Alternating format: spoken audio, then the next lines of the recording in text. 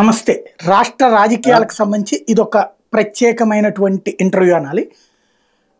Telugu Desam party తరపున ఒకవైపున కడప రాజకీయాలకు సంబంధించి కీలకమైనటువంటి స్టెప్ తీసుకోబోతుంది. అది తరతరాల శత్రుత్వం ఉన్నటువంటి వైఎస్ వివేకానందరెడ్డి లేదా వైఎస్ కుటుంబంతో తెలుగుదేశానికి తరతరాల విభేదం. అక్కడ ఆ వైఎస్ కుటుంబానికి సంబంధించినటువంటి వివేకానందరెడ్డి గారి అమ్మాయిని అలాగే ఆయన భార్యని తాజాగా తెలుగుదేశం పార్టీలోకి తీసుకోబోతున్నది. దీనికి సంబంధించి తుది చర్చలు కూడా పూర్తయిపోయినాయి. రేపో మాపో చేర్చుకోబోతున్నారు. ఈ నేపథ్యంలో అసలు అక్కడ కడపంటేనే ఓ ఫ్యాక్షన్ గడ్డ అన్నటువంటి సందర్భంలో ఇద్దరి మధ్యన వివాదాలకు సంబంధించినటువంటి అంశాలకి బేస్ చేసుకున్నటువంటి నేపథ్యంలో అక్కడ ఇప్పుడు తెలుగుదేశం పార్టీ పరిస్థితి ఏంటి? సుదీర్ఘకాలం పాటు పార్టీని నమ్ముకుని ఉన్నటువంటి వాళ్ళు, కడపంటేనే ఒక యుద్ధ వాతావరణం మధ్యన బ్రతికినటువంటి వాళ్ళు ఇప్పుడు వైఎస్ కుటుంబం నుంచి బాధితులు వస్తున్నారు కాబట్టి వీళ్ళు సర్దుకుపోవడానికి సిద్ధంగా ఉన్నారా? ఈ అంశానికి సంబంధించి మనతో మాట్లాడేందుకు తెలుగుదేశం పార్టీ సీనియర్ నాయకులు పార్థసారథి రెడ్డి ప్రస్తుతం మనతో పాటు కడప నుంచి లైవ్లో మాట్లాడేందుకు సిద్ధంగా ఉన్నారు. నమస్తే అండి. నమస్కారం సార్. తెలుగుదేశం పార్టీలో మీరు చేరి ఎన్నాళ్ళైంది? మేము 95 నుంచి ఉన్నాం సార్. 94 నుంచి ఉన్నాం. ఎన్నిసార్లు పోటీ చేశారు? ఒక్కసారి కూడా నేను పోటీ చేయలే. నాకు అవకాశం రాలే. ఎందుకని ఇవ్వలేదు? రాజారెడ్డి కేసులో నిందితులుగా ఉన్నామని చెప్పి మాకు ఎలాంటి రాజకీయ పరమైనటువంటి అవకాశము ఇవ్వలే. అసలు ఏంటి రాజారెడ్డి గారి కేసులో ఎలా నిందితుడిగా ఉన్నారు మీరు? 1996లో నన్ను అటెంప్ట్ చేశారు. ఎవరు? వైఎస్ రాజారెడ్డి, రాజశేఖర రెడ్డి, వివేకానంద రెడ్డి వీళ్ళు ముగ్గురు కలిసి నా పైన చంపాలని చెప్పి ప్రయత్నం చేశారు.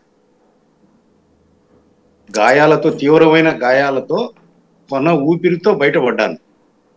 ఆ కేసులో వైఎస్ రాజారెడ్డి మొదటి ముద్దాయి. నేను ఇచ్చినటువంటి డయింగ్ డిక్లరేషన్లో అప్పటి ప్రతిపక్ష నాయకుడు రాజశేఖర రెడ్డి, వివేకానంద రెడ్డి ఇద్దరు ఉన్నారు.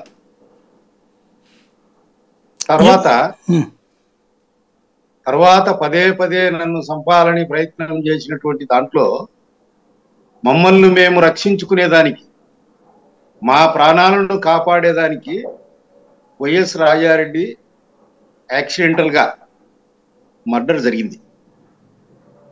ఆ రోజే మా తమ్ముడు ఉమామహేశ్వరుడిని కూడా వాళ్ళు చంపేశారు. మా ఇండ్లు, మా సహచరులయ్యి మాతో కలిసి పనిచేసే తెలుగుదేశం పార్టీ వర్కర్స్ అగ్నికి ఆహుతి చేసి భస్మీపట్టణం చేశారు ఇక్కడ పులివెందులలో. దాంట్లో మా తమ్ముని కేసులో డాక్టర్ ఈసీ గింగిరెడ్డి అంటే ఇప్పుడు YS Bharathi father, YS Bhaskar Reddy ముద్దాయి.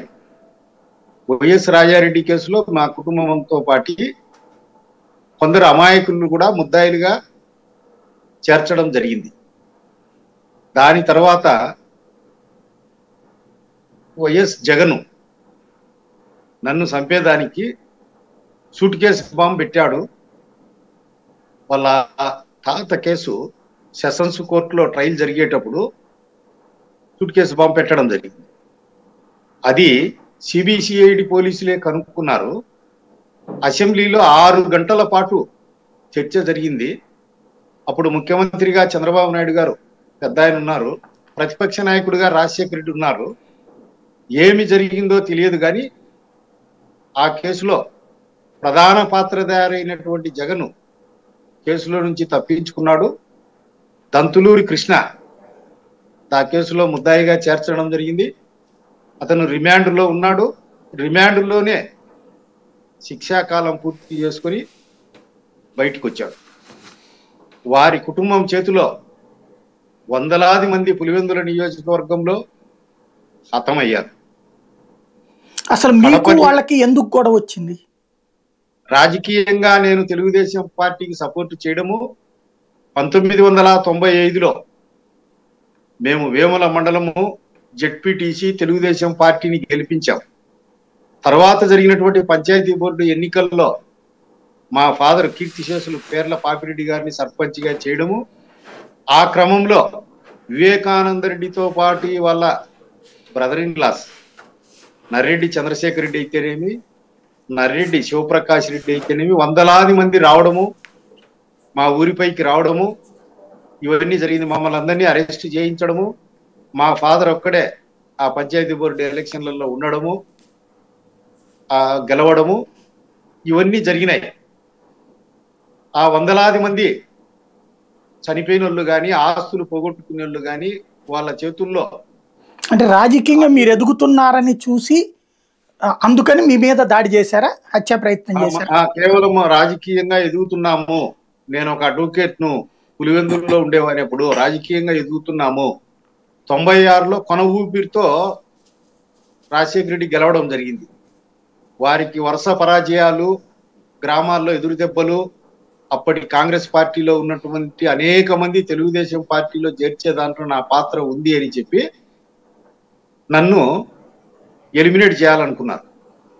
అట్లా నాకు ముందు కూడా అనేక మంది వాళ్ళ తండ్రి గారి చేతిలోను, రాజశేఖర రెడ్డి చేతిలోను, వివేకానంద రెడ్డి చేతిలోను, పెద్దకుడాల గ్రామం అయితేనేమి, లింగాల మండలం కర్ణపాపల్లె గ్రామం అయితేనేమి, వెలిదండ్ల గ్రామం అయితేనేమి, పార్నపల్లె గ్రామం అయితేనేమి, అనేక మంది తెలుగుదేశం పార్టీ గ్రామ నాయకులను పోగొట్టుకున్నది. తొండూరు మండలంలో కూడా, ఇనగలూరులో కూడా 3 మనుషులను తెలుగుదేశం పార్టీ పోగొట్టుకునేది. వేముల మండలంలో చింతలజుట్టులో 3 కార్యకర్తలను పోగొట్టుకున్నాము, వేముల్లో పోగొట్టుకున్నాము. నల్లజెరువుపల్లె, నారేపల్లిలో కూడా అనేక మంది తెలుగుదేశం పార్టీ కార్యకర్తలు బలయ్యారు. అలవలపాడు వేంపల్లె మండలంలో రామిరెడ్డిపల్లి, మమ్మల్ని దారుణంగా తెలుగుదేశం పార్టీ పెరగకూడదని చెప్పి దారుణంగా మమ్మల్ని అందరినీ వధించారు, అణచి వేశారు. ఆ విషయాల్లో మీరు ఎప్పుడు చంద్రబాబు గారి దృష్టికి తీసుకెళ్లేదే ఇట్లాగ వాళ్ళు చేస్తున్నారు అన్నది ఆయనకి తెలియదా? అనేక సార్లు మేము తీసుకుపోయాము.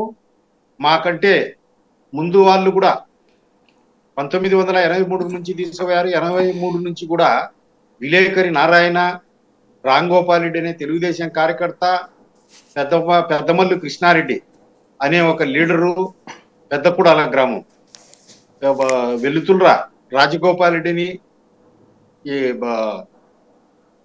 లింగాల మండలం వెల్దండ్ల గ్రామంలో కర్ణపాపల్లె గ్రామంలో కర్ణ రఘురామిరెడ్డిని, ఒకే ఒక కమ్మ గ్రామం పార్నపల్లి లింగాల మండలంలో ఎక్కువ అధిక సంఖ్యలో ఉన్నారు. ఆ గ్రామంలోనే, ఆ గ్రామంలో హత్యలు జరగలేదు కానీ ఆ గ్రామం అంతా భస్మీ పటలం అయిపోయింది.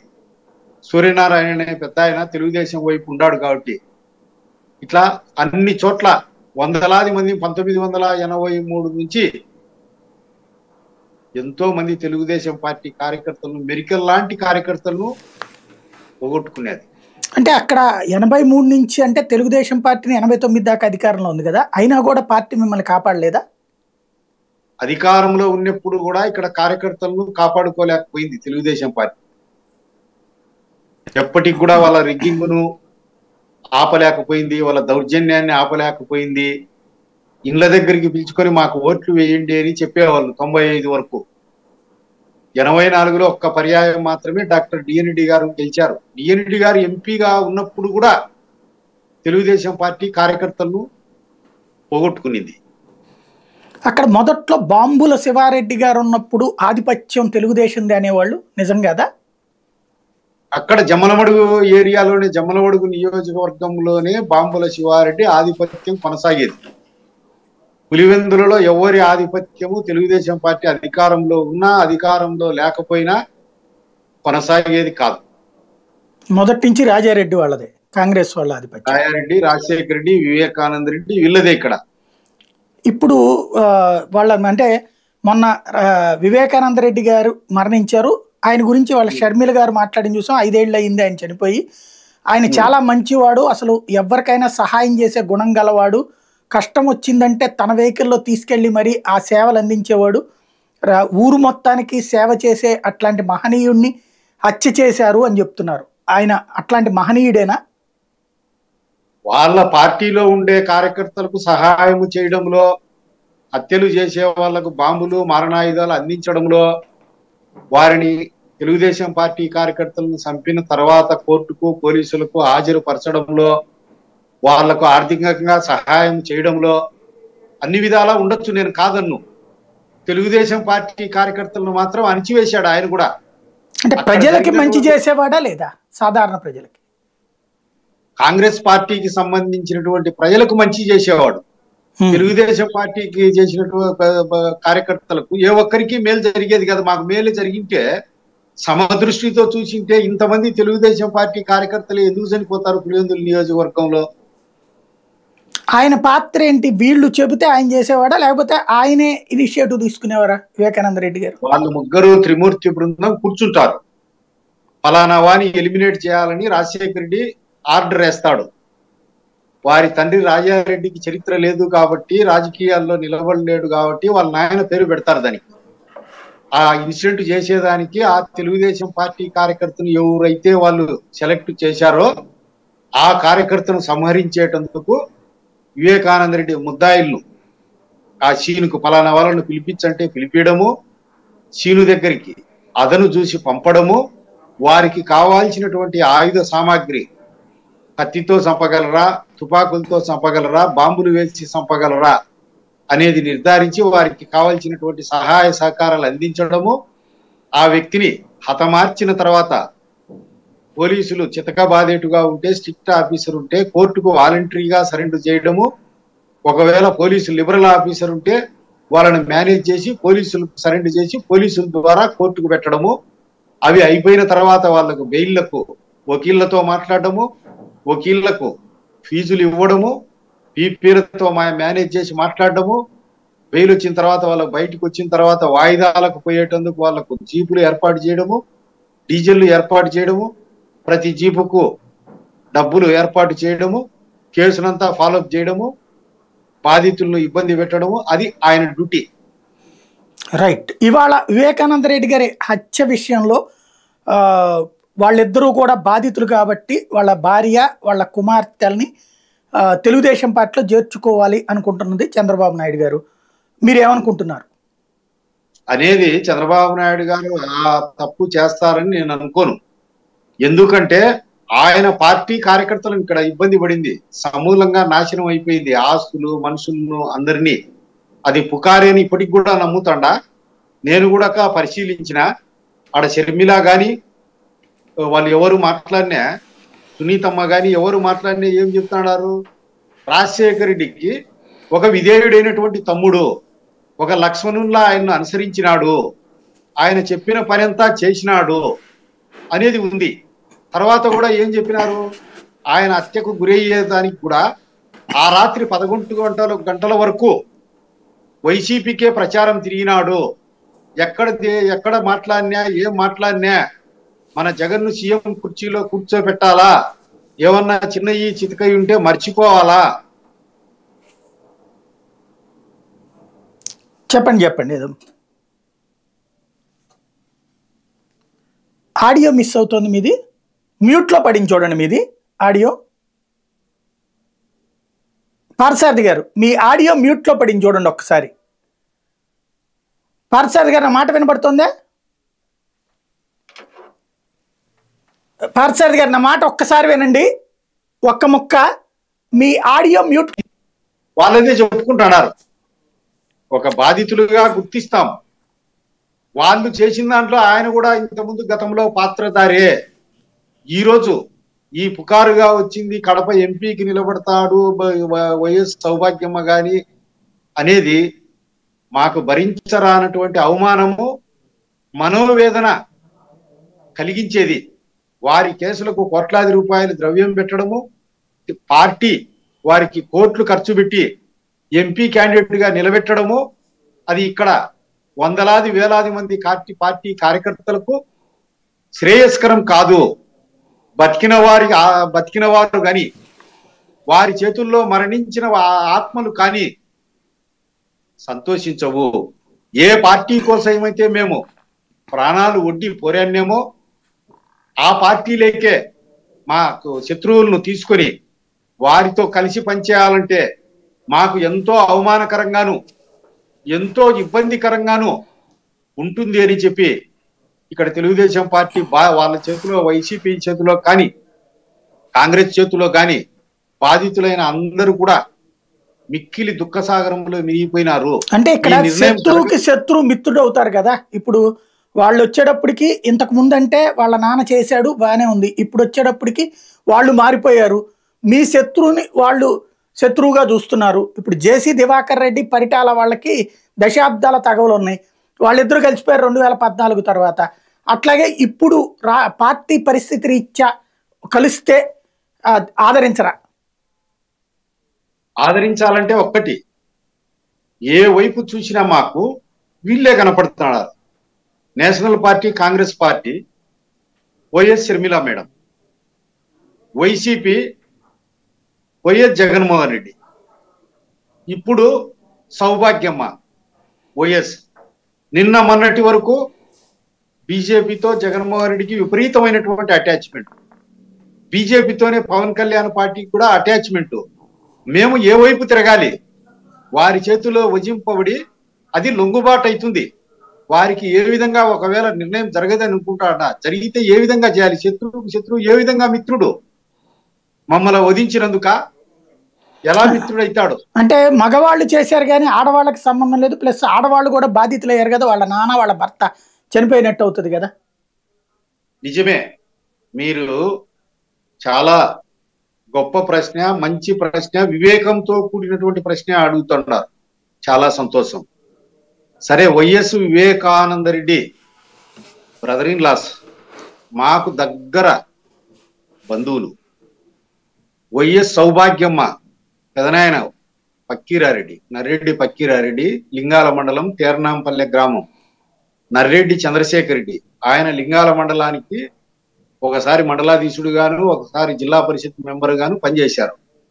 ఆయన నేను అనంతపురం జిల్లా ఎల్లనూరు మండలం ఎల్లనూరు పంచాయతీలోని కృష్ణాపురం గ్రామంలో ఒకే ఇంట్లో పెళ్లి చేసుకున్నాం. నారాయణ రెడ్డి కూతురుని ఆయన చేసుకున్నాడు.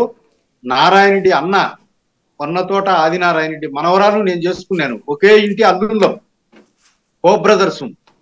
1995లో కానీ 1996లో కానీ మా పైన సూట్ కేసు బాంబు పెట్టినప్పుడు కానీ, మాకు లైఫ్ మేనేజ్ చేసి వేయించినప్పుడు కానీ, 11 సంవత్సరాల 8 నెలల కాలం మేము జైల్లో ఉన్నప్పుడు కానీ, మాకు 6 సంవత్సరాలు పెరోల్ లేనప్పుడు కానీ ఏ విధంగా కూడా మమ్మల్ని పరామర్శించలే.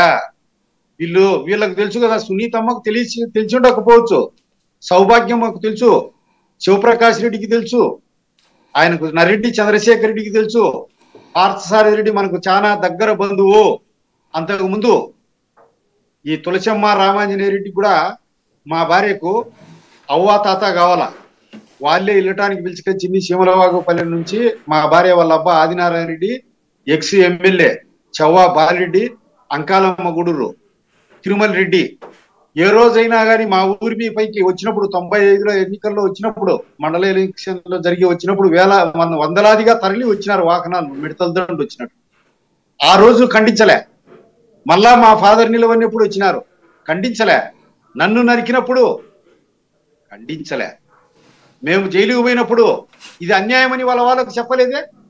వాళ్ళదంతా సాగుతున్నప్పుడు నరుకుతున్నప్పుడు ఓకే, వారి వరకు వచ్చినాక ఈ విధంగా శత్రువు మిత్రుడు వీళ్ళకి సంబంధం లేదంటే ఎలా సాధ్యం? అంటే వాళ్ళు ఆ రోజున కుటుంబంలో సభ్యులు, ఇవాళ ఆ కుటుంబం నుంచి బయటకు వచ్చారు కాబట్టి ఆదరించకూడదా? ఈ రోజు ఆత్మీయ సమ్మేళనంలో కూడా రాజశేఖర రెడ్డి, వివేకానంద రెడ్డి రామలక్ష్మణ్లా ఉన్నారు. మరి వైఎస్ జగన్ ను ముఖ్యమంత్రి చేయడమే నాకు పవిత్ర కర్తవ్యం అని వివేకానంద రెడ్డి చెప్పినాడు. చిన్న ఏవన్నీ ఉంటే మర్చిపోవాలా? అవన్నీ మేము విన్నాం. కనీసం ఈ సంతాప సభలో కూడా, ఈ వర్ధంతి సభలో కూడా కనీసం మా కుటుంబం వల్ల, వీళ్ళ వల్ల వందలాది మంది కార్యకర్తలు, వేలాది చీనీ చెట్లు, ఆస్తులు భస్మీపటలమైనాయి, మేము విచారం వెలిబుచ్చుతున్నాము తర్వాత తెలిసినటువంటి సంఘటనల ద్వారా, అప్పటికి మేము ఖండించలేకపోయినా అని మాకు ఓదార్పు లేదు. చెప్తే కనుక మీరు సర్దుకుని ఆహ్వానిస్తారా వాళ్ళని పార్టీలోకి?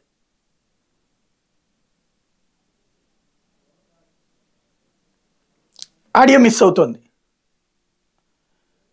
పార్థసారథి రెడ్డి గారు మ్యూట్లో పడింది చూడండి, ఒక్కసారి చూడమని చెప్పండి. ఆడియో మ్యూట్లో పడింది చూడండి ఒక్కసారి. రైట్ ఇప్పుడు చెప్పండి. ఒకవేళ కనుక వాళ్ళు క్షమాపణ చెప్తే కనుక చేర్చుకోవడానికి సిద్ధమా? వాళ్ళు తెలుగుదేశం పార్టీ కార్యకర్తలకు పులివెందుల్లో వందలాది మంది వాళ్ళ వల్ల లైఫ్ పోయినాము, మనుషులు పోగొట్టుకున్నాము, ఎన్నో నల్లపూసల సౌరులు దిగిపోయినాయి, పశ్చిమీపటలం అయిపోయినాయి. ఒకవేళ తెలుగుదేశం పార్టీ కార్యకర్తలకు పులివెందుల నియోజకవర్గంలో మా కుటుంబ సభ్యుల వల్ల నష్టం జరిగింది, సంతాపం వెలిబుచ్చుతున్నాము, మా వరకు వచ్చినప్పుడు మాత్రమే మాకు అర్థమైంది అని చెప్పినప్పుడు ఆ విషయం వాళ్ళ చేతుల్లో గాయపడినటువంటి అందరి దగ్గరికి పోయి మాట్లాడి అప్పుడు ఆలోచించి చెప్తాం ఆ విషయం. ఒకవేళ కనుక చంద్రబాబు గారు టికెట్ ఇస్తే మీతో ఎవరితో మాట్లాడకుండా ఏం చేస్తారు? దానిపైన అయితే నాకు అబ్జెక్షన్ ఉంది. అలా చేయడు పెద్ద ఆయన అనుకుంటాడా, ఇది రూమర్ గా విన్నది అనుకుంటాడా? చాలా మంది కన్ఫర్మ్ అయింది అని చెప్తున్నారు. మీరు అడిగిన దాంట్లో సందేహం లేదు. నాకు కూడా పెద్ద ఆయన దగ్గరికి పోయి చెప్పుకునే దానికి అవకాశం లేదు. ఆయన సీట్ల విషయంలోనూ పొత్తుల విషయంలోనూ ఊపిరి సలపని పనుల్లో ఉన్నాడు, దొరికే అవకాశం లేదు. ఈడ కడప పార్లమెంటు నియోజకవర్గం నాయకత్వం కానీ పులివెందుల నాయకత్వం కానీ మమ్మల ఏ విషయంలో కూడా సంప్రదించలే. మమ్మల్ని పెద్ద ఆయన దగ్గరికి తీసుకుపోయి నిజంగా అదే జరిగింటే మాకెందుకు చెప్పరు? కనీసం మాట మాత్రంగా కూడా ఇప్పటి వరకు మాకు ఎలాంటి సమాచారం లేదు. మాకు చంద్రబాబు నాయుడు సార్ తండ్రి వంటి వాడు, మాకు అవకాశం లేదు కాబట్టి స్వయంగా పోయి చెప్పుకునేదానికి అక్కడ దొరకడు. కాబట్టి ఇక్కడ కడప జిల్లాలో ఉండే తెలుగుదేశం నాయకత్వం కానీ పులివెందుల్లో ఉండే నాయకత్వం కానీ మమ్మల్ని పిలిచిపోయి మాట్లాడిచ్చారు. కాబట్టి అన్యదా శరణం నాస్తిని మీలాంటి పెద్దల ద్వారా పైవారికి చెప్పుకుంటున్నాం. Thank you very much. ఇది పార్థసారథి రెడ్డి గారి మనసులోని మాట. అక్కడ ఏం జరిగింది అన్నటువంటి చెప్తున్నారు, ఏం కోరుకుంటున్నారు అన్నది చెప్తున్నారు. మరి చంద్రబాబు గారు ఎలా స్పందిస్తారో చూద్దాం.